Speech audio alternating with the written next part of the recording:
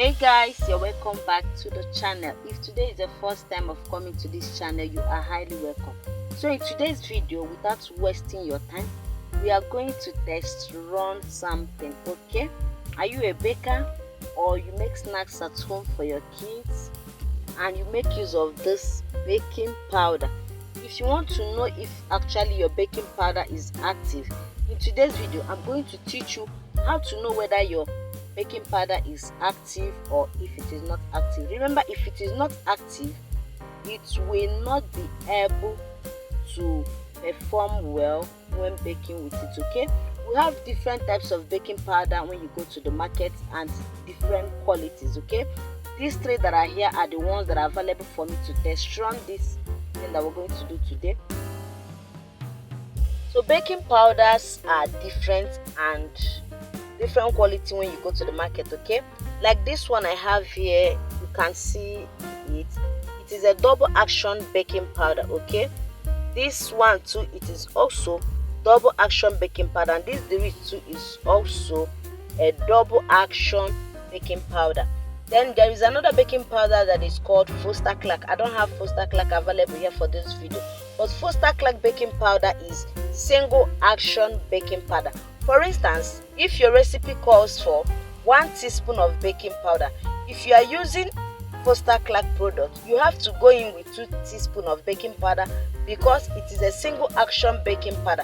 But if you are working with these three that are here, the Rich or any of the two that are here or any other baking powder, check very well, read what it is written. It is written on the body whether it is a double action baking powder or single action baking powder. So what am I trying to say? If you are working with a single action baking powder and recipe calls for 1 teaspoon of baking powder, it means that you're going to add 2 teaspoons of baking powder because the baking powder is single action. So let's move right inside the video of today. We are going to test run this baking powder to know whether it is active or not. Okay, so what you will do, you get a glass of cup, add in your water, just normal room temperature water, normal water. You don't need to put a warm water or hot water, just a room temperature water, and add in your baking powder. Set aside for some time and see what happens. Okay, so here we go. I just added 1 tablespoon of baking powder into the glass of water. You can see what is going on inside that cup. Okay, so this is exactly what you are going to do to know whether your baking powder is still active or not.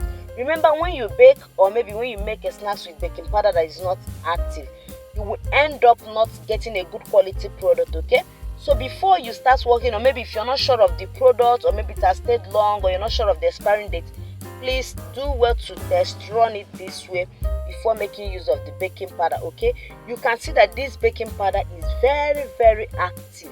It is very active.